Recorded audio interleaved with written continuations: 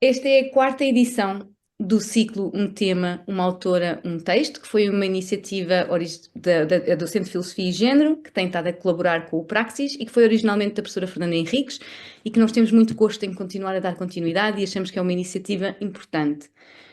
As palestrantes deste ciclo, portanto, temos hoje a professora Aline Leal, temos a Luciana Pinheiro, a Sofia Batalha, temos a Silvia Roque e a Irene Viparelli. E a estrutura do ciclo é que temos, porque cada palestrante apresenta um texto de uma autora, normalmente em filosofia ou numa área relacionada, e um texto dessa mesma autora para depois debatermos. Então, tentamos dar espaço igual para a apresentação do texto como para a discussão, porque realmente valorizamos bastante a conversa e o diálogo que depois se segue. E então, sim, fica cerca de 45 minutos para a apresentação e 45 minutos depois para a discussão. Está bem? Então, eu passo a palavra à professora Fernanda Henriques ou ao Gregory ou aos dois para apresentarem a professora. Pois, bem. Está bem? Obrigada. Não, eu vou começar por dizer aquilo que é formal e alguma coisa pessoal minha, mas depois dou mesmo a palavra e agradeço que o Gregory complete com o conhecimento que tem diretamente da professora Alina. Em primeiro lugar, o que é formal, a Alina é doutora em Filosofia. Primeiro dizer que toda a sua formação é em Filosofia, desde o início, mas é doutora em Filosofia pela Universidade de São Paulo e tem um estágio de doutoramento em Stanford, na Califórnia.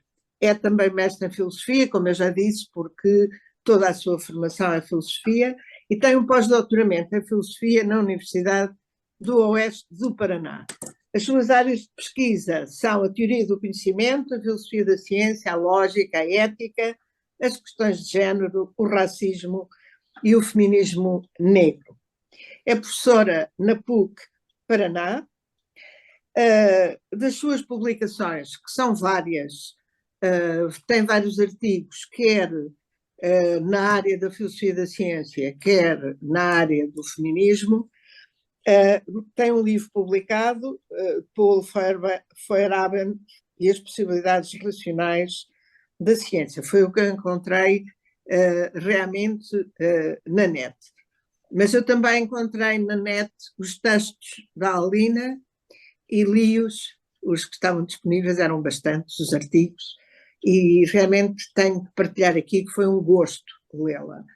A sua clareza, o seu rigor e a sua objetividade. E é muito interessante esta ideia de que digamos, a sua inscrição na filosofia é na filosofia do conhecimento e depois esta abertura para, para o feminismo, nomeadamente para o feminismo grego. Mas como o Gregory conhece melhor do que eu agora passo-lhe a palavra. Antes queria, no entanto, agradecer à Aline, que desde o primeiro momento aceitou a nossa proposta. Muito obrigada por estar aqui hoje conosco. Obrigado, professora Fernanda Henriques. Eu, assim, não acrescentaria muitas outras coisas. A professora Lina faz parte do PPGF, do qual eu faço meu doutoramento também. É uma grande honra para nós, o PPGF, termos a professora Lina. Um marco histórico que eu gostaria de dizer aqui que a professora Lina é a primeira professora mulher do nosso programa, então ela é mais do que só uma excelente professora, uma excelente pessoa, ela é um marco histórico extremamente importante para a filosofia, pelo menos para a gente da PUC.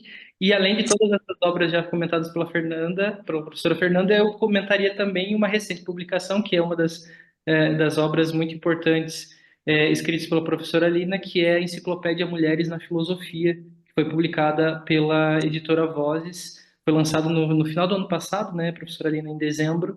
É uma obra extremamente relevante para o pensamento feminino, para as mulheres na filosofia, né? Então, eu acho que eu gostaria de mencionar isso e dizer que é uma alegria, uma honra ver a professora Lina aqui. Luiz. Obrigada, Gregory. E pronto, passamos-lhe a palavra. A Inês já explicou a estrutura. Bom, antes de mais nada, quero agradecer pelo convite, pelas apresentações, enfim. Eu queria pedir, como eu não vou enxergar vocês, de alguma forma me avisem quando se eu passar muito do tempo, né? Eu me organizei para 50 minutos, não 45, mas tudo bem, eu me organizo. Não tem mal. Tá?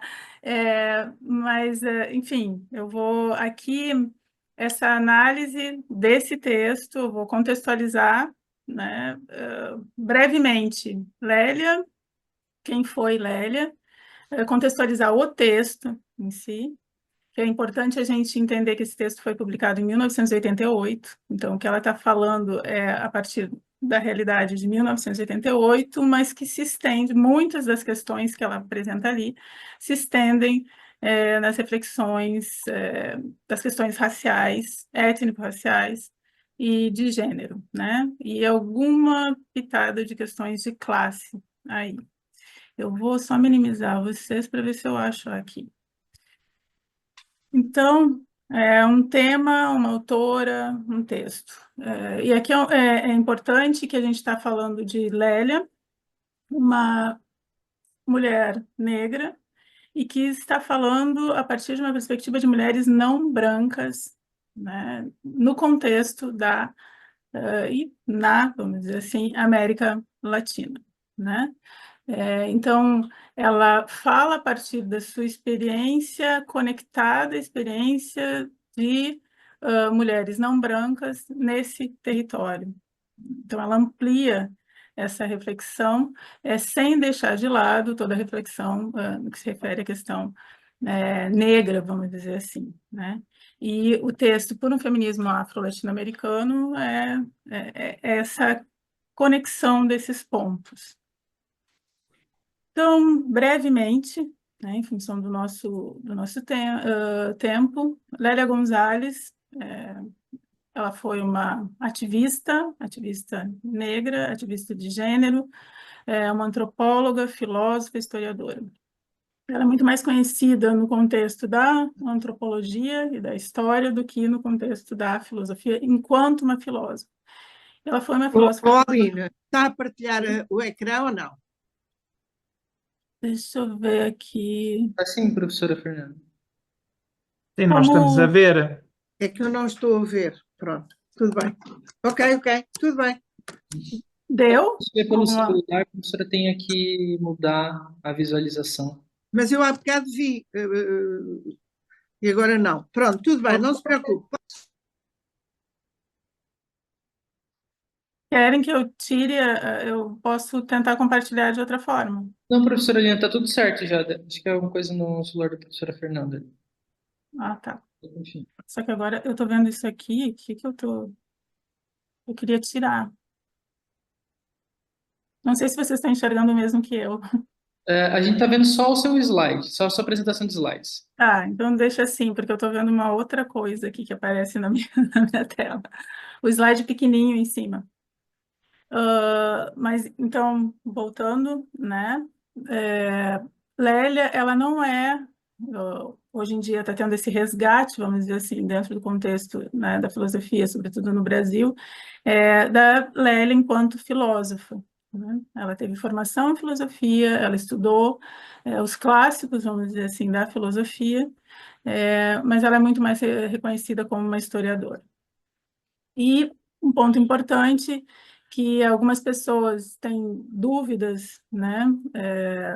E eu já vi há pouco tempo perguntarem se Lélia se considerava feminista. E nesse texto mesmo, ela se autodenomina feminista. Ela foi uma feminista negra brasileira, né? Então, é importante a gente entender a Lélia dentro desse contexto. E o texto?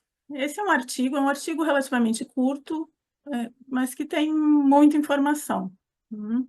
E muita informação no que se refere às questões raciais, no contexto da América Latina, uma reflexão a respeito da própria perspectiva colonial e do pensamento colonial que ainda é vigente nesse território, e eu estou falando, né, do texto da Lélia lá atrás, mas que a gente pode, isso é algo que é atual, vamos dizer assim. E as questões de gênero, né? Relacionadas, sim, a uma reflexão crítica a respeito do próprio feminismo, né? Então, esse artigo ele foi publicado em 1988, originalmente na revista Isis Internacional, né? E 1988, então, para a gente também entender o início do texto, né? O conteúdo aí propriamente dito desse texto. 1988, 100 anos da Lei 3.356, a Lei Áurea, né? E nesse momento, em 1988, mais do que uma comemoração, né? Isso vem de anos, vamos dizer assim, né? Mas assim, e hoje em dia, mais ainda, né? Mais do que uma comemoração com relação à abolição da escravidão, há muita reflexão a respeito dessa lei, vamos dizer assim, né? Ou da própria abolição da escravidão. Por quê? E aí, para a gente entender as questões raciais no contexto do Brasil, que Lélia amplia para uma reflexão depois dentro da América Latina. A abolição da escravidão não veio acompanhada de medidas de reparação políticas de inclusão, deixando as pessoas negras em uma situação de vulnerabilidade social, econômica e política.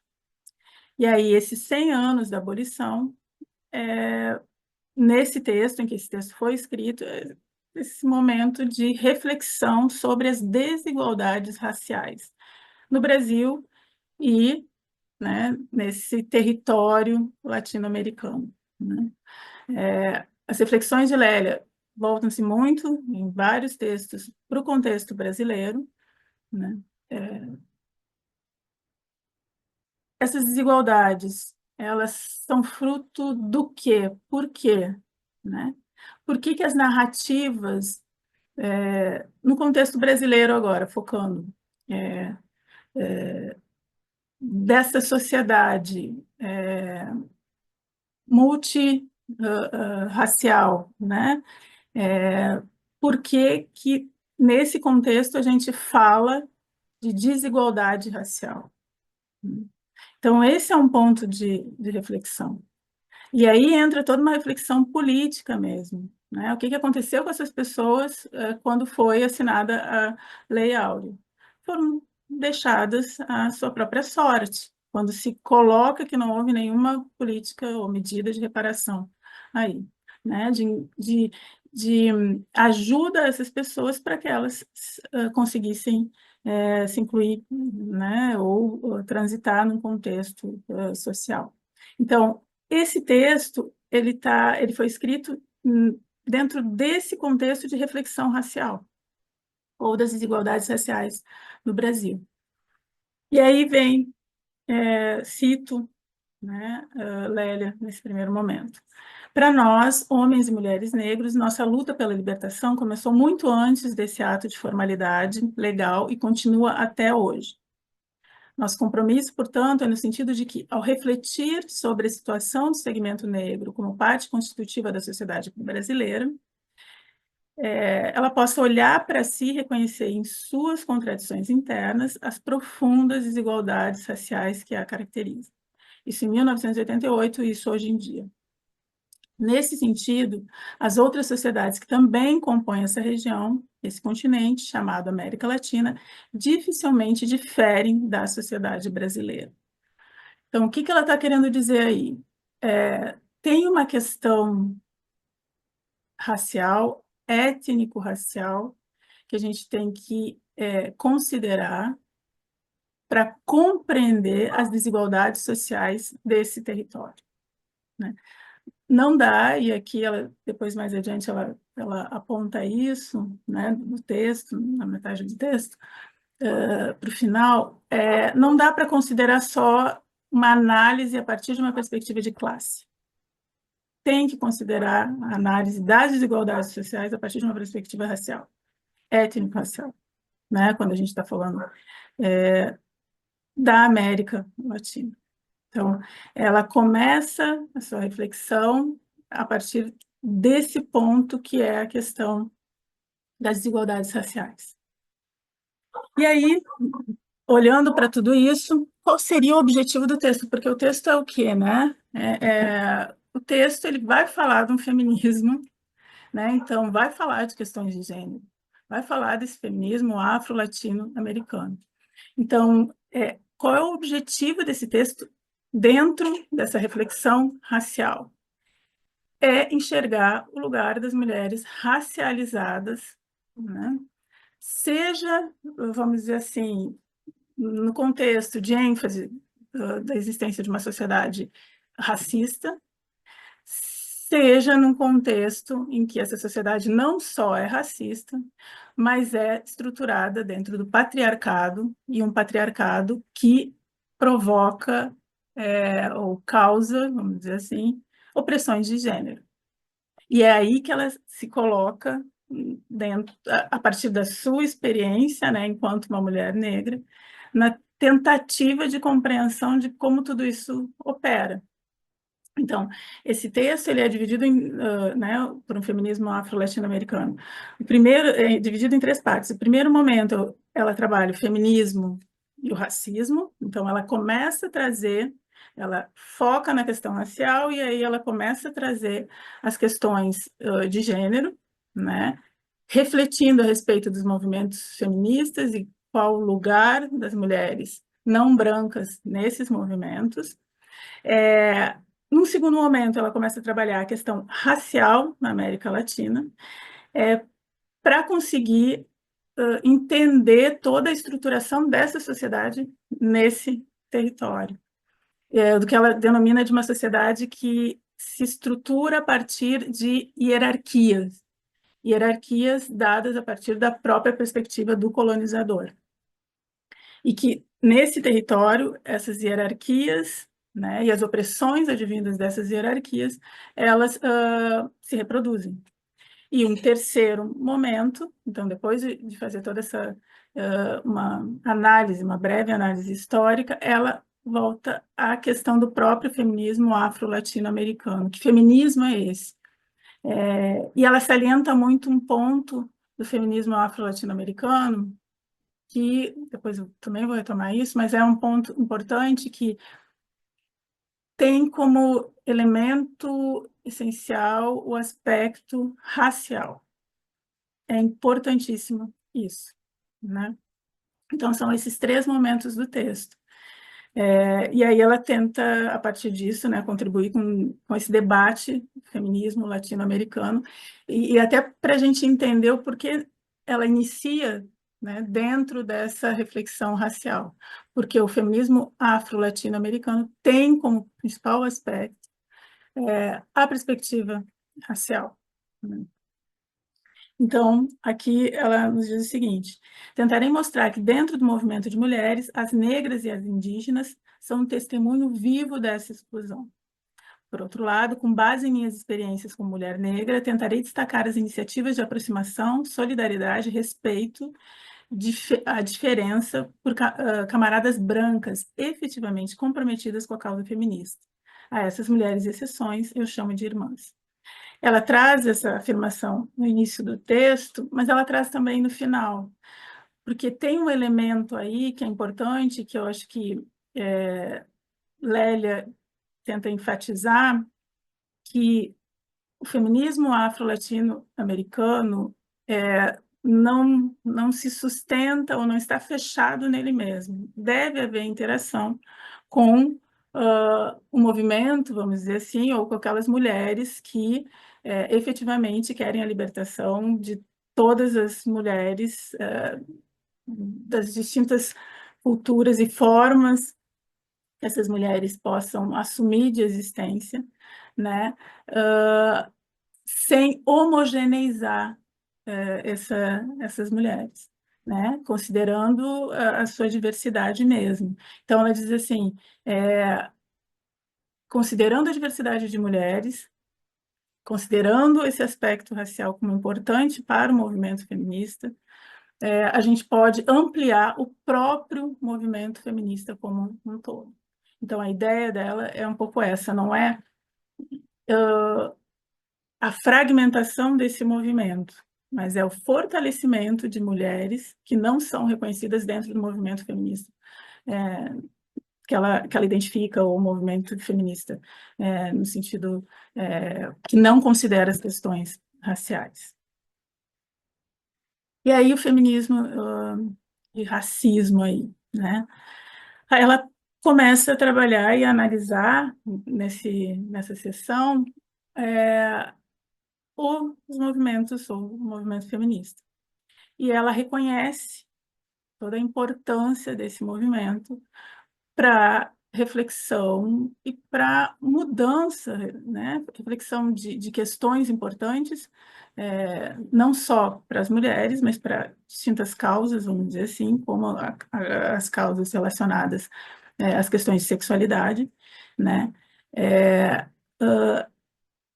Mas ela também identifica aí uma falta desse movimento, que é exatamente a ênfase nas questões raciais, ou a identificação das questões raciais, né, ou do racismo em si, e o quanto isso exclui determinadas mulheres do movimento. Então, aqui ela reconhece a inegável contribuição do movimento feminista para as questões de sexualidade, violência, direitos reprodutivos, mas, né, o que geralmente encontramos ao ler os textos e a prática feminista são referências formais que denotam um tipo de esquecimento da questão racial, né? E aqui enfatizando, né, a identificação dela, ou o reconhecimento dela, do trabalho do movimento feminista, né? Graças à sua produção teórica e à sua ação como movimento, o mundo não é mais o mesmo. E, realmente, é isso. Houve uma mudança que ela chega a dizer que é irreversível. A gente começa a ver coisas a partir de um outro lugar. Embora sempre haja movimentos que tentem, né, mudar essa visão e esse esclarecimento, essa visão crítica que a gente tem a respeito de algumas coisas. Mas, enfim, né?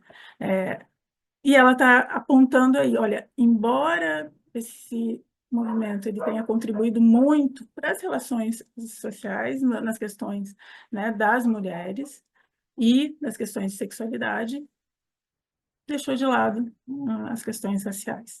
E ela coloca isso como uma questão de esquecimento, né? E aí ela também se coloca a pergunta, mas por que esse esquecimento por parte do feminismo, né? E ela responde, né, em nossa opinião, está no que alguns cientistas sociais caracterizam como racismo por omissão, e cujas raízes, dizemos, estão em uma visão de mundo eurocêntrica e neocolonialista. Esse esquecimento se dá porque a ênfase está, ou o modo como as coisas devem funcionar, se dá muito a partir de um olhar, de um determinado lugar, que é o lugar eurocentral, né? A partir desses valores, a partir de como o mundo deve, a partir desses valores se diz como o mundo deve funcionar. E aí, a partir dessa visão, ou desse padrão eurocentrado, os outros, né, porque o padrão eurocentrado é esse padrão universal, não são tão importantes. Então, assim, se esquece do modo de viver daquelas que não pertencem a esse padrão, né? E os movimentos feministas, eles, segundo o que Lélia está nos trazendo, muitas feministas, né, negras e latino-americanas dizem, esquece disso. Tem peculiaridades, tem modos de ser, tem demandas que não correspondem a essa visão eurocentrada. E os movimentos feministas, eles têm que sair dessa visão também, né, eurocentrada. E aí ela traz, né, para responder essa pergunta da Lélia, ela mesma, né, traz as categorias de pensamento lacaniano, né? O infância, o jeito, suposto saber, que causa a perspectiva da alienação, né? De sujeitos, vamos dizer assim, colonizados, né? E aqui, o que significa isso, né? Tudo é definido a partir dessa visão eurocentrada. Então, aquele e aquela que não se enquadram nesse padrão são narrados a partir desse discurso, né, que é o discurso eurocentrado, assumido como universal. E aí, o que isso causa numa perspectiva inclusive de construção de subjetividade daqueles a quem essa visão eurocêntrica é imposta, né? São sempre narrados, é sempre algo dito a respeito dessas pessoas. Nunca as próprias pessoas dizem quem são, conseguem se identificar a partir de si mesmas, né? Então, o que ela coloca aqui? Nós, mulheres e não brancas, e aí ela vai trazendo para a perspectiva das próprias mulheres, né? Não brancas. E o quanto essa influência, esse pensamento eurocêntrico, dessa forma de pensar aí que ela utiliza a partir das categorias do pensamento lacaniano, influencia, né, o olhar para as mulheres não brancas, né? E aí ela traz: nós, mulheres não brancas, somos convocadas, definidas e classificadas por um sistema ideológico de dominação que nos infantiliza, ao nos impor um lugar inferior dentro de sua hierarquia. Suprime nossa humanidade precisamente porque nos nega o direito de ser sujeitos não apenas de nosso próprio discurso, mas de nossa própria história. Nós somos contadas, a nossa história é contada. E por que ela traz isso? Porque ela está querendo nos dizer que esse feminismo que ela está criticando reproduz essa lógica com relação às mulheres não brancas, né? Não será necessário dizer que todas essas características estamos nos referindo aos sistemas, com todas essas características estamos nos referindo ao sistema patriarcal racista. Então, no movimento feminista, se há todo um trabalho para, digamos assim, se suprimir os efeitos do patriarcado, há ainda essa reprodução, né, disso, inclusive desse patriarcado com relação às mulheres não brancas, porque infantiliza, e tudo isso em função também do racismo, que ela identifica nos movimentos feministas. E aí esse sujeito do suposto saber, que é essa categoria lacaniana, né? Em nossa opinião, a categoria de sujeito do suposto saber enriquece ainda mais a compreensão dos mecanismos psíquicos inconscientes que são explicados na superioridade que o colonizado atribui ao colonizador. Essa imposição, e aí ela traz o exemplo, né, de Fanon, né, que explica, inclusive, a construção da subjetividade das pessoas não brancas ou dos colonizados, né, que acabam reproduzindo essa inferiorização, né, que é imposta a eles, né, ou a nós, enfim. Nesse sentido, o eurocentrismo e seu efeito neocolonialista, mencionados acima, também são formas alienadas de uma teoria e prática que são percebidas como libertadoras por esses sujeitos, né?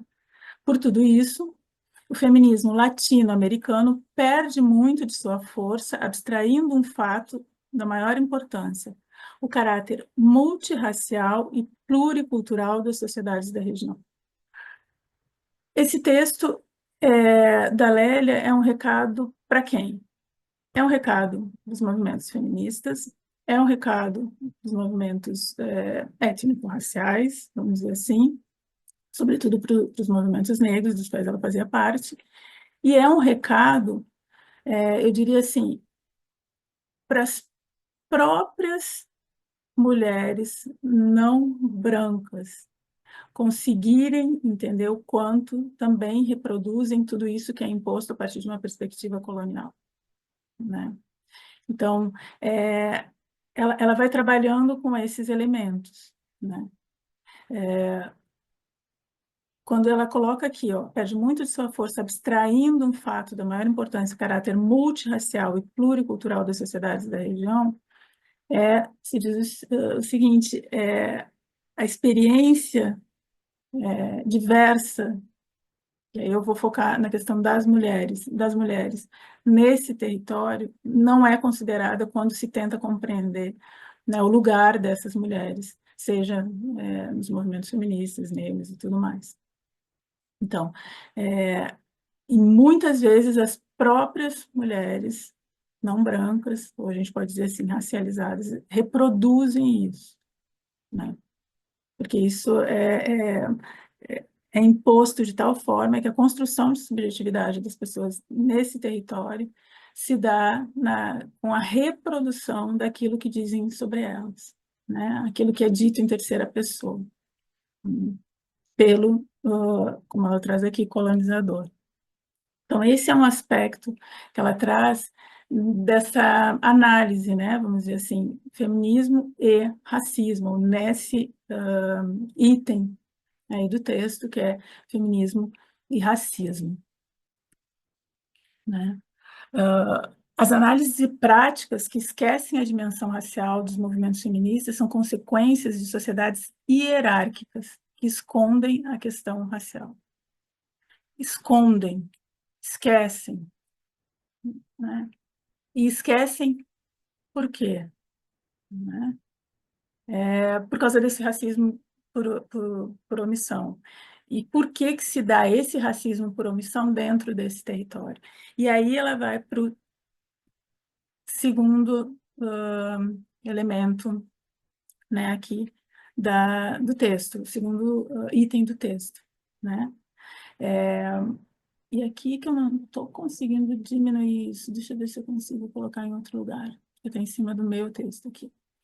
A questão racial na região, na América Latina, foi escondida dentro de suas sociedades hierárquicas. É uma questão de como se estruturaram essas sociedades. E aí ela começa, né, nesse item, a questão racial na América Latina, a analisar, e é uma análise, né, que ela traz aqui no texto, que é a partir de 2 elementos, né, como se deu, vamos dizer assim, o atrito, né, com a invasão dos mouros ao território espanhol e português, né, mas ela menciona isso dizendo o seguinte, essa rivalidade, vamos dizer assim, entre espanhóis e portugueses com relação a mouros, não diz respeito somente a uma questão religiosa, diz respeito a uma questão racial, né? Houve um atrito aí a partir de uma perspectiva racial. Os mouros eram predominantemente negros. Esse é um elemento que ela traz. Um outro elemento é, né, de que as sociedades ibéricas sempre foram hierárquicas, né? E essa hierarquia, ela é uma herança, né, do modo, vamos dizer assim, esse modo de ser hierárquico, ele reflete no modo de ser no contexto da América Latina, né? Então, ela traz, pelo menos nesse texto, esses 2 elementos. Para salientar o quê? Né? Salientar a perspectiva da hierarquia, mas uma perspectiva de hierarquia que se baseia muito numa perspectiva racial. E que, muitas vezes, digamos assim, esquecida, né? Não é mencionada, não é tratada, não é refletida.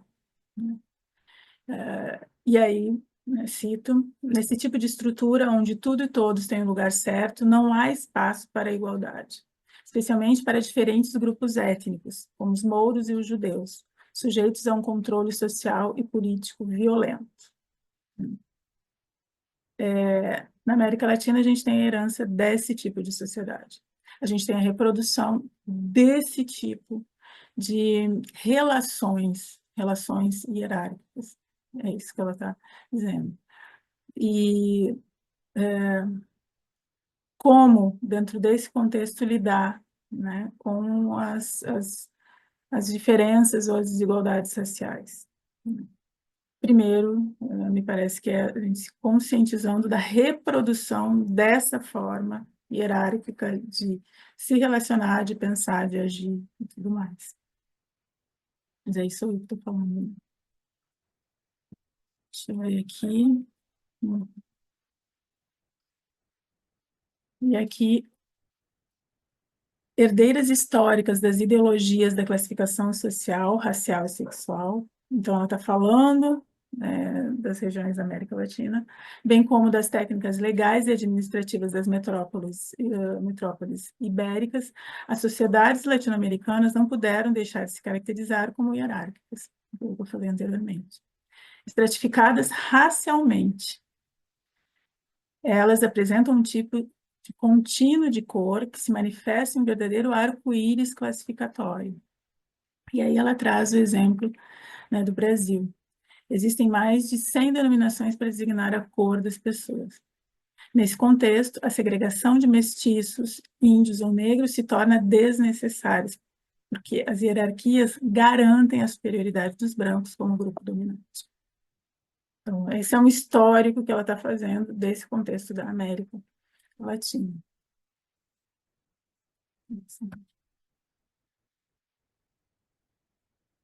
E aí, poxa, mas é um território multirracial, multicultural, e a gente tem esse racismo, né?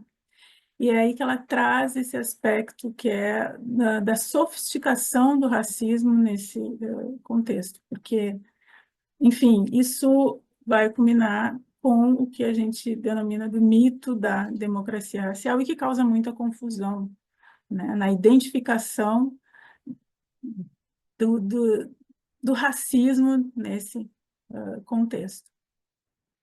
Então, ela diz o seguinte: o racismo latino-americano é sofisticado o suficiente para manter negros e índios na condição de segmentos subordinados dentro das classes mais exploradas, graças à sua forma ideológica mais eficaz.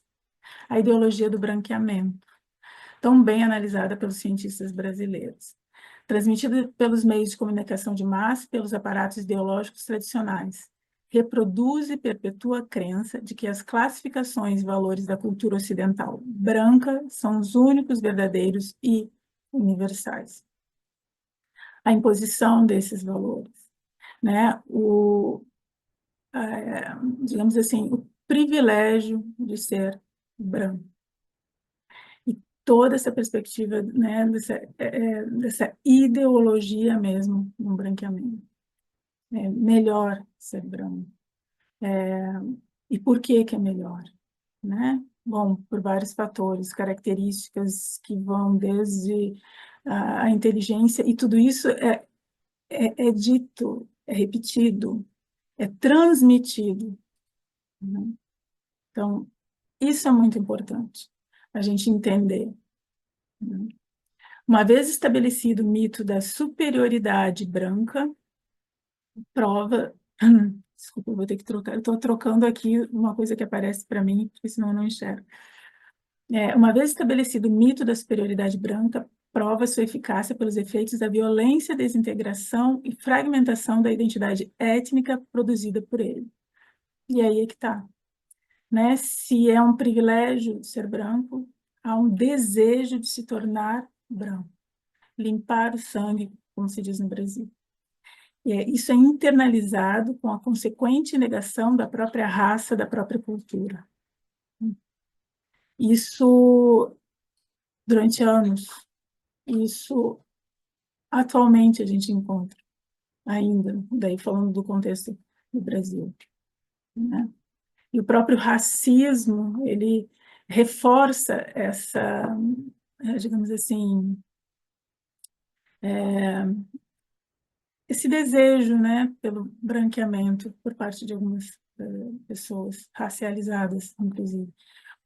Porque o que é imposto, o que é dito, o que é colocado aí, né? O tempo todo que o ser, vamos dizer assim, é ser branco, ontologicamente falando, né? Ser alguém, ser algo, enfim, é ser branco, né? E essa questão racial, então, assim, essa forma, o racismo, né, essa complexidade do racismo na América Latina, incluindo o Brasil, claro, né, e essa perspectiva aí, ou essa tentativa do branqueamento em função dessa imposição do universal branco, né, segundo Lélia, né, é um dos obstáculos para o encaminhamento das relações raciais na América Latina. Juntamente com, e aí isso desemboca, vamos dizer assim, não é nem juntamente, desemboca nesse mito da democracia racial. Então, o que significa esse mito da democracia racial, né? Bom, com toda essa imposição o tempo todo, né, desse universal branco, que inclusive faz com que as pessoas racializadas tentem essa identificação com esse branco. Ao mesmo tempo, nesse contexto, a gente não pode negar que a gente tem uma diversidade étnico-racial.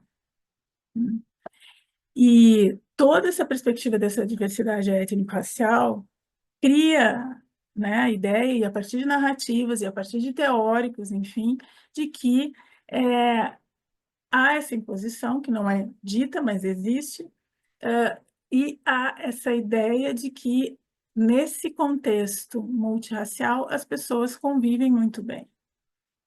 Há essa convivência pacífica, e mais do que isso, né? Quando a gente fala em democracia racial, a gente está falando de que todas as pessoas, independentemente da sua situação ou da sua identificação racial, têm os mesmos direitos e têm acesso às mesmas oportunidades. Então, olha a complexidade, né, que a Lélia nos aponta, mas é a complexidade dentro desse contexto aqui. A gente está trabalhando dentro de um contexto de diversidade étnico-racial, em que há a imposição de uma cultura que é a cultura colonialista, eurocentrada, branca, né? Ao mesmo tempo, essa imposição, ela existe, mas não é dita. Ao mesmo tempo em que tem uma narrativa que é dita, né, de que esse país, ou esse território, porque aqui ela está trabalhando na América Latina, ela amplia isso, mas esse território, ele é democrático, porque existem pessoas de distintas origens étnico-raciais e todas convivem tranquilamente, né? E todas, se quiserem, têm acesso às mesmas oportunidades. Então, a questão racial na América Latina, ela tem que lidar com esse complexo aí de coisas. Algo que não é dito, mas está muito presente, algo que é dito, mas que na realidade não existe, que é a democracia racial, né? Então, e o que tudo isso vai ter a ver depois com depois, ou ao mesmo tempo, não sei, com as questões de gênero ou as questões do feminismo. Essa estrutura, segundo Lélia, é reproduzida dentro dos movimentos feministas, né? E aqui eu trouxe um ponto que a Lélia nos fala no texto, se você ver aqui, que já estou me encaminhando para o último item, tá? Ela desenvolve uma crítica aí e mais uma vez salienta a perspectiva racial que é esquecida, né? Ela desenvolve uma crítica à própria perspectiva daqueles que defendem só uma narrativa ou uma reflexão, uma análise a partir da classe, né? Das desigualdades sociais a partir da classe. E aí que ela diz, vale notar que mesmo as esquerdas absorveram a tese da democracia racial, na medida em que suas análises sobre nossa realidade social nunca vislumbraram alguma coisa além das contradições de classe. Então, né, a gente tem isso que é dito, todo mundo tá aí, convive bem, tem as mesmas oportunidades, né? Então e aí ela coloca, então qual é o motivo das desigualdades, né? Então é só uma questão de classe, e aí ela enfatiza, não, é questão racial, é questão de raça. Então, ela traz esse elemento também de crítica aí, porque os esquecimentos, eles, né, ocorrem, vamos dizer assim, em vários níveis, né, os esquecimentos das questões raciais. E aí, dentro dessa perspectiva, né, por um feminismo afro-latino-americano. Terceiro ponto que ela traz aí nesse texto, né? É importante insistir que dentro da estrutura das profundas desigualdades raciais existentes no continente, a desigualdade sexual está inscrita e muito bem articulada. Então, ela retorna dentro desse cenário. E as mulheres, né? E aí ela foca nas mulheres não brancas, né, da região da América Latina, né? Trata-se de uma dupla discriminação de mulheres não brancas na região, as americanas e as ameríndias. O caráter duplo de sua condição biológica, racial, ou sexual, as torna as mulheres mais oprimidas e exploradas em uma região de capitalismo patriarcal, racista, dependente. Precisamente porque esse sistema transforma diferenças em desigualdades. A discriminação que sofrem assume um caráter triplo, dada a sua posição de classe. E aí ela traz essa reflexão também. Mas, assim, a gente chega numa perspectiva de classe, ou, né, com Lélia, com ênfase na questão racial. As mulheres ameríndias e africanas são, na maioria, parte do imenso proletariado afro-latino-americano. E aí, o que ela quer dizer com isso? Que os movimentos feministas têm que considerar as experiências concretas dessas mulheres. E ao considerar as experiências concretas desse grupo de mulheres, né, consegue,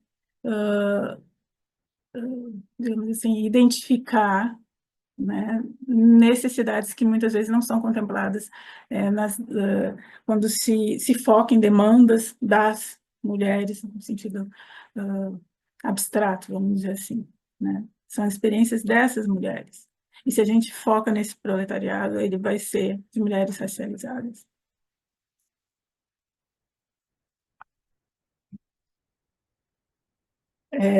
E aí ela vai colocar assim, a gente encontra, né, essas mulheres que têm que dar conta da vida prática, né, tem que dar conta de situações em que, enfim, precisam de creche, precisam né, precisam ter lugares para os seus filhos, para elas poderem trabalhar, tem que dar conta das situações. Essas mulheres são as mulheres, na sua maioria, mulheres não brancas, mulheres racializadas, né?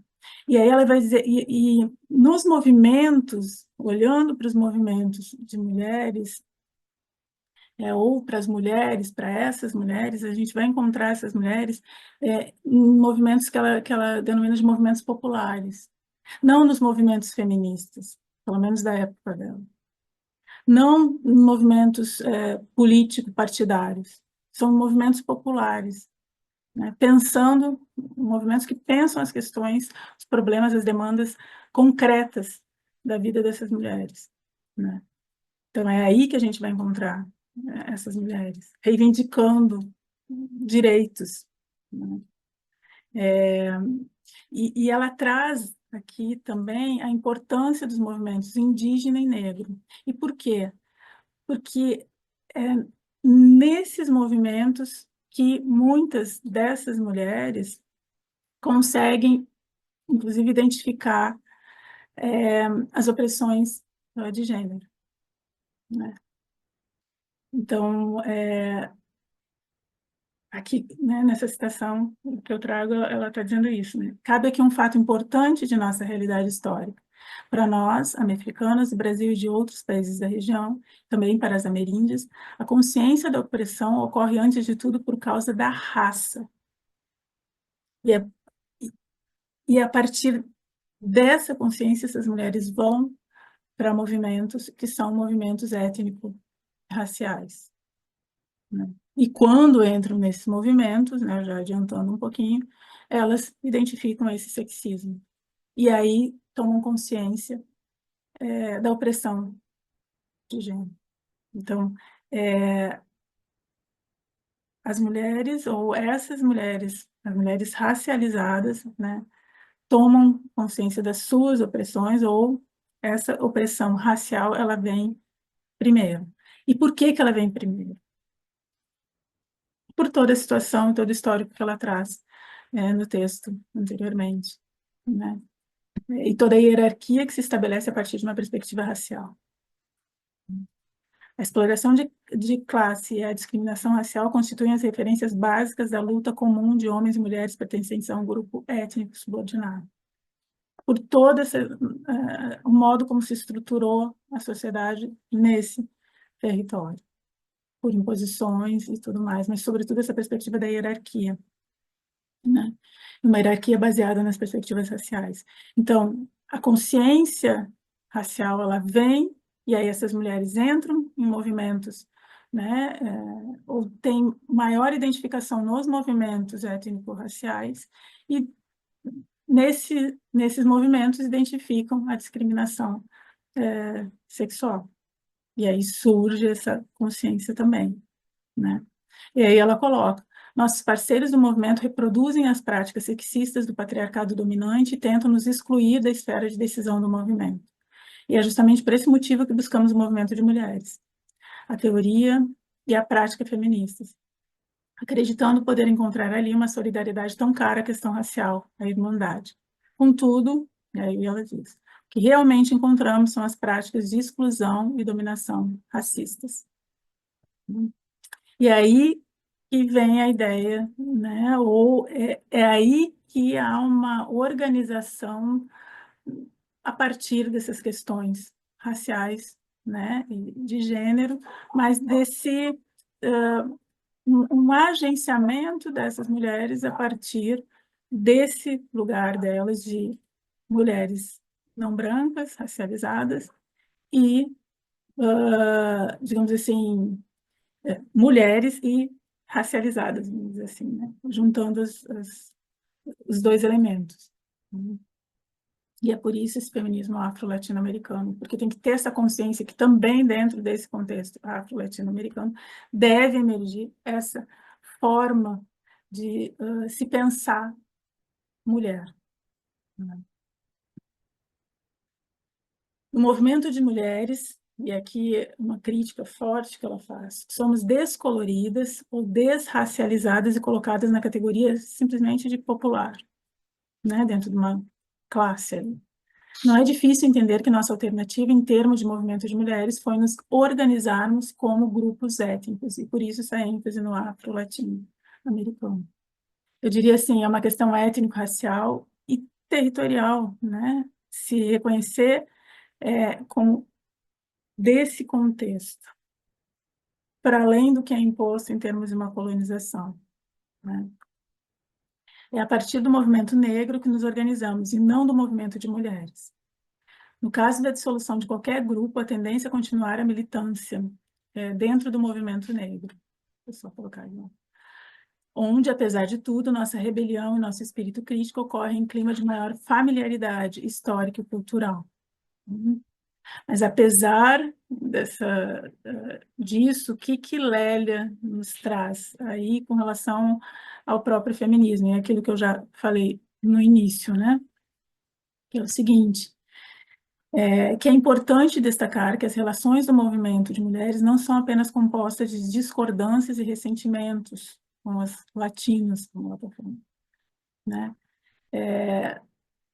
Já nos anos 1970, algumas se aproximaram de nós e nos ajudaram e aprenderam conosco em uma troca eficaz de experiências, consistente em seu igualitarismo. O entendimento e a solidariedade se expandiram na década de 80, graças às próprias mudanças ideológicas e comportamentais dentro do movimento de mulheres. Um novo feminismo foi delineado em nossos horizontes, aumentando nossas esperanças de expansão de suas perspectivas. Então, assim, a ideia de um feminismo afro-latino-americano vem para, eu diria assim, trazer as americanas, ameríndias, né, a consciência, né, de quem são, conseguirem se autoagenciar para além daquilo que é dito delas, e a partir daí conseguirem também essa comunicação que vai fortalecer, inclusive uma comunicação, uma troca no movimento feminista como um todo, né? Trazendo elementos que façam com que os movimentos feministas, né, consigam entender que a questão racial é muito importante, né, nos debates com relação às questões de gênero. E, basicamente, assim, o que eu tinha para apresentar é isso, mas ressaltando esse elemento, assim, de que os movimentos feministas devem considerar a perspectiva étnico-racial, né? Devem considerar a diversidade de demandas ou de experiências das mulheres. E as experiências das mulheres não brancas, das mulheres latino-americanas, são experiências peculiares que podem, né, contribuir muito para esse movimento de contra a opressão do gênero feminino. Isso que eu tinha para apresentar no que se refere ao texto. Eu vou parar aqui para conseguir enxergar vocês. É isso, gente.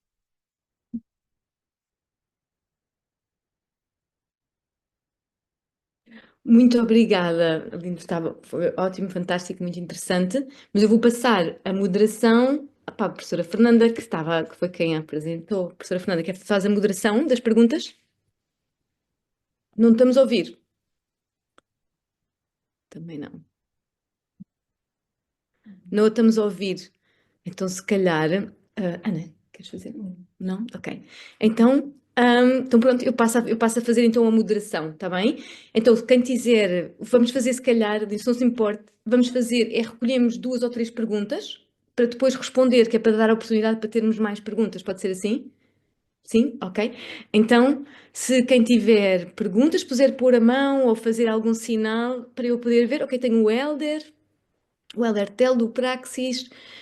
E para já, eu também tenho uma pergunta, se mais ninguém tiver. Não, tenho a Ana Pedro, que eu não conheço, mas ok, tenho a Ana Pedro. Então, se calhar, vamos começar com estas 2, está bem? Se não tenho uma terceira. E pronto, e depois passamos. Então, passa a palavra, Helder. Muito obrigado pela apresentação. Foi muito interessante, muito informativo e muito estimulante pensar justamente esta componente racial, a relevância da componente racial dentro do feminismo, sobretudo no contexto da realidade do Brasil, da América Latina. Eu tinha 2 pedidos de esclarecimento ou de desenvolvimento de 2 coisas que foram mencionadas muito brevemente e que me deixaram com muita curiosidade. E julgo que, pelo menos não me apercebi do desenvolvimento mais direto delas. Uma era precisamente a componente territorial, que foi mencionada num determinado ponto. Não sei se estava a fazer referência à diferença entre Brasil e outros países da América Latina ou se era algo mais específico. E se for algo mais específico, tinha curiosidade em saber o quê. E depois este último ponto que mencionou e que despertou também bastante interesse para mim, das experiências peculiares das mulheres negras poderem contribuir muito para a luta contra a opressão. Eu estava a pensar de que modos concretos ou que exemplos concretos é que poderia dar desse contributo, porque pareceu-me que também poderia ser bastante interessante e pronto, era isto. Obrigado.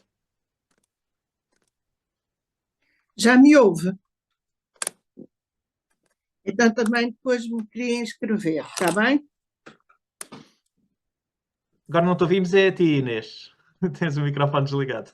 Desculpem, claro. Então agora recebemos a pergunta da Ana Pedro, estou a dizer, é certo? Ana Pedro e depois para a professora Fernanda Henriques. Ok, então, muito boa noite. Estão-me a ouvir? Conseguem ouvir? Então, boa noite a todos. Parabéns pela iniciativa. De facto, é um tema que eu gostaria de ter explorado já há imenso tempo, mas por razões várias nem sempre consegui. E por isso eu não queria ter desperdiçado esta oportunidade, embora pedindo desde já desculpa porque cheguei um bocadinho atrasada.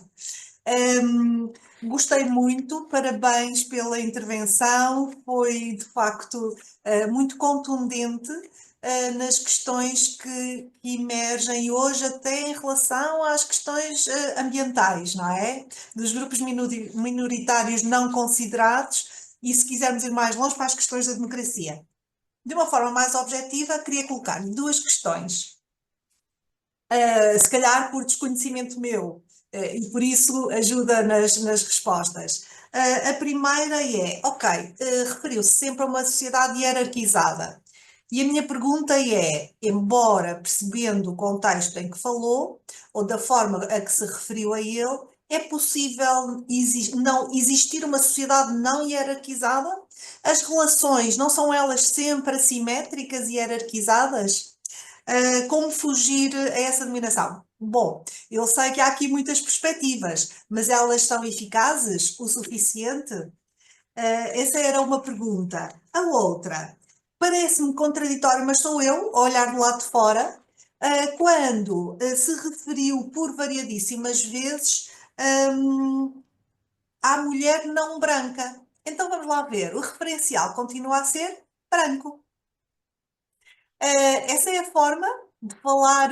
Eu gostava era de perceber porquê, porque parece contraditório quanto a mim, não é? Ou seja, porquê esta designação e não outra? Se afinal de contas, toda a apresentação esteve em torno de uma crítica muito bem feita, de um determinado modelo neoliberalista que suporta e garante o sistema patriarcal. Então isso reforça, parece reforçar, não é? Também só gostava de fazer uma pergunta, é se pode disponibilizar os PowerPoint, porque eu gostei muito, na verdade, e mais uma vez, parabéns pela iniciativa e muito obrigada pelas respostas desde já, está bem? Com licença. Obrigada pelas questões. Então, vamos lá. Eu vou responder primeiro as do Helder, né? Sim. Quando falo dentro de uma perspectiva territorial, é muito pensando, não do Brasil, muito pelo contrário, porque nesse texto ela está, digamos assim, juntando as experiências de mulheres brasileiras com mulheres latino-americanas de distintos lugares, né? Latino-americanas, ameríndias e amefricanas, como ela denomina, né? Quando falo dentro de uma perspectiva de território, é de territorialidade, no sentido da construção de relações a partir desse lugar, que é a América Latina.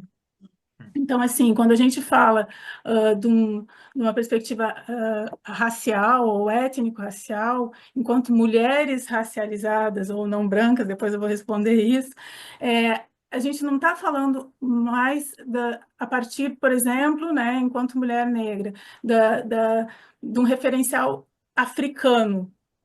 O referencial é esse, todas as relações que são estabelecidas a partir daqui, né? Então, assim, quando se fala em território, é isso, a gente tem que se olhar e entender o que é esse território, a partir desse lugar e não de fora, Então, essa é a perspectiva do território, assim, né? Quando eu trago esse elemento, em termos de territorialidade mesmo.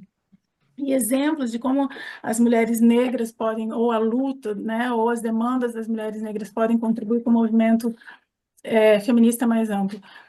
Eu acho que já trazendo a questão racial, já contribui, porque traz uma ideia ou traz essa noção de que as mulheres são diversas, possuem distintas experiências, e aqui, quando a gente enfatiza a questão racial, a gente está dizendo o seguinte: essa perspectiva racial é fundamental para a gente entender que não dá para a gente dizer que a necessidade das mulheres, no sentido universal, vamos dizer assim, a busca por, olha, dentro de um feminismo que tem, entre aspas, a segunda onda, né? Porque essa questão das ondas do feminismo são complexas, mas assim, não dá para dizer que aquela narrativa de Beauvoir contempla as mulheres negras, por exemplo. Então, assim, quando a gente traz essas peculiaridades, a gente também vai olhar para o movimento feminista e pensar o que é ser mulher, né? Sim, sim. Então, nesse sentido, eu vejo que assim, traz muito uma contribuição muito grande para o próprio movimento. O que somos enquanto mulheres? É isso que a gente está colocando, né? Sim, sim, isso é muito esclarecedor. Obrigado. Nada. E vamos lá para a Ana, né? Ana Pedro. É possível existir uma sociedade não hierarquizada? E aí a Lina dizendo não. Mas tem uma questão. O que Lélia está nos trazendo aqui é que essa hierarquização ela violenta determinados grupos. É. Então, a crítica dela está nesse tipo de hierarquização, né? A gente pode trabalhar dentro de uma perspectiva, né, de hierarquias, mas não de opressões, né? Ou uma hierarquia que oprime. Me parece que é nesse sentido. Por que mulheres não brancas? Porque a gente ainda tem que desconstruir esse referencial que faz com que a gente tenha se construído a partir desse branco. Então, a gente primeiro tem que entender que a nossa subjetividade ela é construída a partir desse referencial branco. Então, a ênfase é muito essa, né? Estou falando que é o não branco. Tem que ter um movimento, né, de identificação disso, porque isso é confuso. É confuso, porque e aí entra o elemento que a Lélia traz aqui nesse texto, que é as questões raciais não são há um esquecimento dessas questões raciais em vários níveis, né? Porque isso não é dito. É como se não precisa falar, tá tudo ok, né? A gente compreende que, enfim, não somos pessoas brancas ou somos pessoas negras, não é isso. É muita confusão que existe por causa dessa imposição. Então, o primeiro movimento é a gente identificar o que é, né, esse padrão que é imposto. E a gente não é esse padrão. Para aí sim a gente construir, né, aquilo que a gente é. Mulheres negras da América Latina, mulheres indígenas da América Latina. Mas é muito importante a gente nomear ou apontar para o que a gente chama de branquitude. Sim. E aí sim, não somos isso. Né? Então, é nesse sentido que parece, né, um contraditório. Eu entendo muito bem a tua colocação, mas a gente tem que ver que a coisa não está clara, né? Não está dada aí. Né? Então, primeiro, são etapas que a gente tem que falar a partir desse discurso que é o discurso imposto. Ok, muito obrigada. E tenho agora a professora Fernanda Henriques e tenho mais alguém? Ah, o Gregory. Ok, então aceitamos estas duas e depois logo vemos que tempo é que temos. Obrigada, Aline, pela sua apresentação do texto da Leila e da forma como o apresentou. Eu queria fazer um comentário em 3 aspectos. Começo pelo mais difícil. E o mais difícil é essa sua afirmação, e acabou de dar agora aqui numa das suas respostas, que, por exemplo, a Simone de Beauvoir, aquilo que a Simone de Beauvoir denunciou não serve às mulheres negras. E eu aqui tenho uma questão, porque penso que o princípio mais humano de todos os princípios é o da igualdade. E isso leva-me sempre a pensar que algo do comum há em ser humano e dentro do ser humano em ser mulher. Portanto, eu diria, há um fundo comum de ser mulher que ao longo, pelo menos, e agora vou deslocar-me do território latino-americano para o território europeu, que pelo menos na tradição ocidental, europeia ocidental, foi discriminadora. É claro que foi discriminadora para as mulheres, foi discriminadora em vários grupos, mas no fundo, por exemplo, quando as mulheres negras são tidas como fortes, realmente há uma diferença entre o que se pensa da fragilidade das mulheres brancas e, digamos, da fortaleza das mulheres negras. Mas quando as mulheres negras são tidas como objetos, são tidas apenas num grau maior do que as outras mulheres brancas. Não sei se me faço entender, mas isto é a minha questão mais difícil. Depois penso que tenho uma questão mais fácil, que é todo o texto que nos leu fala de um esquecimento. E é muito interessante essa ideia de esquecimento, porque essa ideia de esquecimento é uma ideia que eu acho que é, como é que eu ia dizer, é compassiva, porque supõe que o outro, no caso o movimento das feministas, não é em si próprio mau e excludente. Ele é apenas, ele esquece por no fundo, por uma aceitação do estado de coisas que não se chega a questionar, não é? Mas a mim parece-me também que há um esquecimento do racismo, que não se fala neste texto, porque o ponto de partida deste texto parece ser o racismo como ponto de partida, eu diria, positivo, ou totalmente positivo. E vamos ver, aliás, nos seus próprios textos, que não é assim. Também os racismo, o homem que é digamos, o sujeito do racismo, esquece da diferença que existe entre homem branco, entre homem negro e mulher negra. Portanto, acho que aqui também há, do ponto de vista, esse esquecimento do feminismo, da negritude, é também o esquecimento do racismo em relação ao género. E, finalmente, um comentário.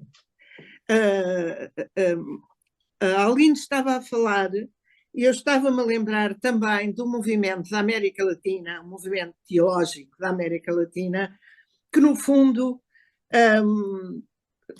teve, em relação às mulheres, exatamente o mesmo papel que tiveram os feminismos em relação às mulheres negras, que é a teologia da libertação. A teologia da libertação colocou no centro da reflexão teológica o pobre, esquecendo-se que as mulheres pobres são pobres de outras maneiras, são mais pobres do que os homens pobres.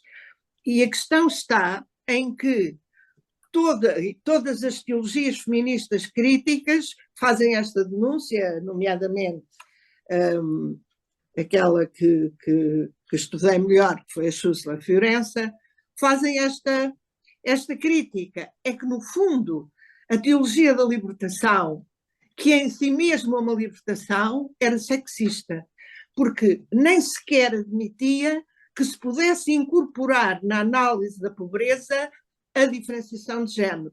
Portanto, eu penso que é esta cegueira, ou este esquecimento, para ser mais benevolente, eu chamaria cegueira, que é mais forte e mais duro. É esta cegueira em relação a que a uma suposta igualdade entre homens e mulheres, seja qual for a sua cor, que não existe. Mas queria reiterar o meu agradecimento pela sua exposição. Posso? Obrigado, professora Lina. É sempre uma alegria ouvi-la. Enquanto estava falando, estava pensando nessas coisas todas, e agora com a fala da professora Fernanda Henriques também parece que me lembra mais ainda o questionamento que eu tenho. A gente tem visto surgir muitos grupos identitários, né? Assim, cada vez mais surgem novos grupos identitários, que me parece que sejam coisas positivas. Assim, é bom que a gente tenha esses grupos identitários para a gente perceber também o quão diferentes somos e a multiplicidade que nós temos de tipos de pessoas, né? Sejam brancas, não brancas, e aí nas não brancas nós temos pretas, pardas e tantas outras identificações, né? Mas eu já ouvi várias vezes, e sempre que eu ouvi, veio de um lugar de pessoas privilegiadas, dessas do status quo, que o surgimento desses novos grupos identitários cria uma dissonância na luta pelos direitos, né? Ou seja, ao invés desses grupos identitários somarem-se e terem aí uma efetividade na luta, a divisão desses grupos identitários nessas subcategorias enfraquece a luta ou não movimenta uma união para seja lá para qual for o direito a tentar ser conquistado, né? Aí então, todas as áreas, né? Dentro do feminismo, das questões de gênero, das questões ambientais também e tantas outras. Então, a minha pergunta é, primeiro, se de fato esse surgimento de novos grupos identitários, o aumento de grupos identitários ou essas subcategorias, se elas de fato enfraquecem a luta, ou se não, né, se isso não enfraquece, ou pelo contrário, fortalece a luta. Então, essa é a primeira pergunta. E se, em caso de enfraquecimento, como fazer para superar isso? Assim, como pensar uma superação disso? Qual que é o ideal comum que poderia existir, ou a linha comum que conecte todos esses grupos identitários, em vista de uma luta que seja comum e uma conquista que seja de um direito para todos, enfim. Essa é a minhas perguntas. Obrigado. Obrigada, Fernanda. Obrigada, Gregory. Bom, com relação à pergunta, ao primeiro ponto, porque eu acho que mais do que perguntas são algumas observações, né, da Fernanda. Ser mulher tem algo que nos conecta, e aí conecta todas as mulheres. Há opressões de gênero que conectam todas as mulheres. E por isso que, quando a gente fala no feminismo afro-latino-americano ou no feminismo negro, a gente está falando no feminismo porque a gente está tratando de questões de gênero que perpassam a existência das mulheres, né? Experiências que são de violências, que são violências de gênero. O que a gente tem que ter um certo cuidado é que essas violências, elas vão então, há um eixo comum, eu diria assim, né, como eu falo, dentro do feminismo negro, de opressões, que são opressões de gênero, só que essas opressões e essas opressões, elas vão, digamos assim, ocorrer em distintos contextos e a partir do lugar em que as mulheres se encontram. Então, a gente tem que pensar que tem esse eixo comum, né, de opressões, porque a gente vive numa sociedade que é uma sociedade sexista e machista. Mas isso vai se manifestar nas experiências das mulheres de formas distintas. Então, assim, o que as mulheres negras, e eu vou falar a partir desse lugar, estão tentando trazer para o contexto do feminismo, é dizer, olha, é diferente essa opressão, né? A própria violência sexual, no que se refere a uma mulher negra, o modo como uma mulher negra é vista aí, né? E a gente pode falar a própria perspectiva do corpo da mulher negra. É visto de forma diferente, não é só a força, é uma objetificação sexual aí, que está relacionada aí à raça, mas a essa experiência singular que é a experiência da mulher negra, que é atravessada por essas questões de gênero e também pelas questões raciais. Então, assim, há algo em comum, sim, em ser mulher, e eu diria assim, em ser mulher em sociedades racistas, machistas e sexistas, mas em sociedades machistas e sexistas. Vamos colocar esse recorte. Há, sim, algo em comum, né? Mas as experiências pelas quais a gente vai passar vão dizer muito, vão ocorrer muito a partir do lugar em que a gente ocupa ou das nossas próprias experiências, que vão ser diversas. Então, esse é um ponto importante aí, né? Porque senão a gente vai dizer assim, ser mulher e aí essencializa, né? E aí nem Beauvoir, eu acho que queria isso, né? A questão do esquecimento do racismo em relação ao gênero, ou dos grupos, vamos dizer assim, que trabalham com as questões do racismo com relação ao gênero. Lélia critica os movimentos negros, porque quando se trata só de questões raciais, não se contempla essa sociedade que, bom, a gente está falando de violência de gênero, tá? Então, assim, é importante a gente entender a complexidade, eu diria assim, da experiência das mulheres negras, porque passam por isso, né? Pela perspectiva do racismo e pela perspectiva de gênero. Não dá para ficar só, né, tratando de questões raciais ou étnico-raciais, ou só, quando se fala de mulher negra, ou só de questões de gênero, né? Essas duas opressões incidem sobre a mulher negra, então é isso. E com relação à teologia da libertação, não tenho conhecimento com relação a isso, mas o pouco conhecimento que eu tenho, eu concordo com você, né?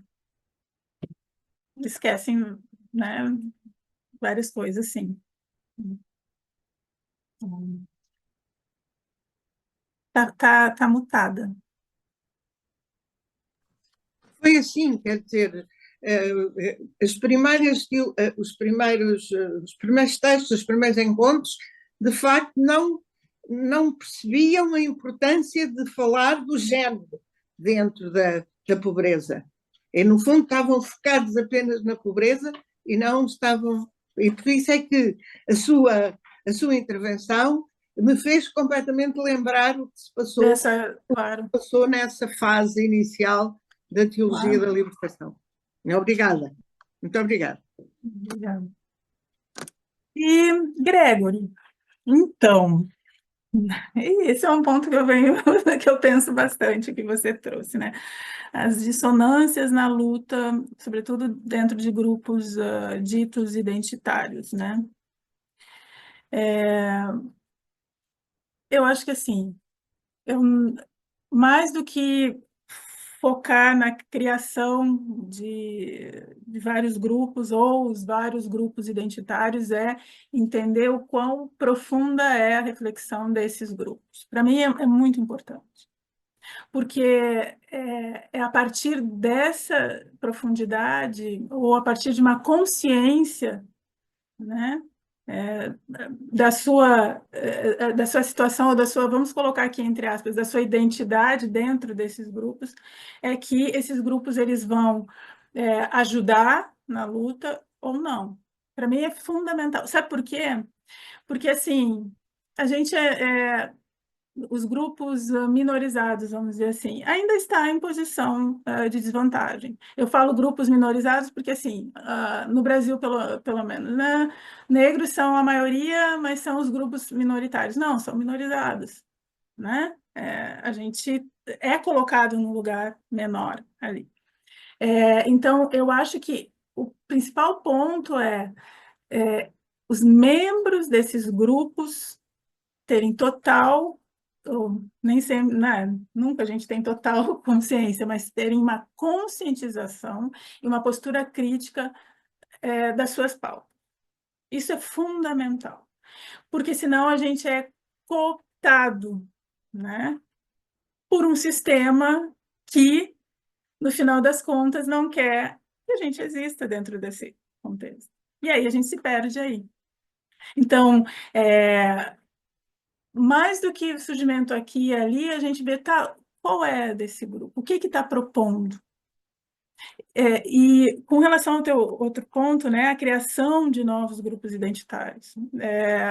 Não precisa criar novos se a gente consegue construir uma consciência e uma postura crítica a partir das nossas pautas. Mas, assim, esses grupos surgem aí. Aí você me pergunta, será que não é importante algo que faça com que todos os grupos consigam se conectar e aí ter mais força? Eu acho que o reconhecimento da nossa identidade, das nossas pautas, tem que ser importante para a gente conseguir identificar a pluralidade existente na sociedade, em distintos aspectos, a pluralidade de identidades aí. E a gente conseguir conviver a partir dessa pluralidade. A gente não precisa estar falando todo mundo a mesma língua. A gente precisa entender que a gente tem que ter um espaço para cada um, do seu jeito, da sua forma de ser, da sua vivência, viver, desde que, né, não passe por cima das outras pessoas, enfim, né, a gente sabe, não cometa atrocidades aí. Então, não o ponto para mim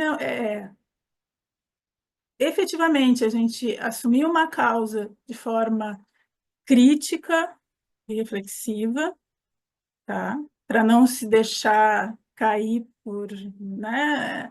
Eu diria assim, até por sei, deslumbramentos, né? Então, né? E um segundo ponto é a gente entender que o diverso ele pode e deve existir a partir da sua perspectiva, da sua forma de ser, desde que não tente, enfim, acabar com todo o resto. Tá? Então, eu acho que a gente não precisa falar tudo a mesma língua, né? Então, muito obrigada. Foi um excelente começo desta edição do ciclo. Achei mesmo muito interessante e muito enriquecedora esta sua participação e a conversa também, achei que foi ótima. Eu tinha também uma pergunta, mas acho que entretanto já respondeu sobre a essencialização, os perigos da essencialização, e se também se sentiam nas comunidades não brancas, também se havia esse perigo, mas já respondeu de várias maneiras. E nós não queremos também reproduzir a violência patriarcal e capitalista de invadir o tempo de descanso das pessoas, e então acho que vamos pausar agora, que são horas de jantar, está bem? Aqui pelo menos não sei que hora. Aqui é a hora do café. Também é importante, igualmente importante, está bom. E pronto, então eu queria agradecer a todos pela participação, ficamos muito contentes com todas as presenças, estávamos um bocadinho preocupadas e realmente foi ótimo, e muito obrigada. Foi uma excelente discussão e uma ótima participação. Muito obrigada, Aline. Sim. Obrigada, gente. Muito obrigada pelo convite. Enfim, foi muito bom. Sim, foi ótimo. Muito obrigada.